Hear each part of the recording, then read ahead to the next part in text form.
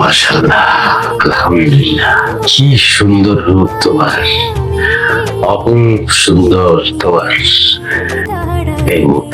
তোমার আমি দেখে পছন্দ করছি।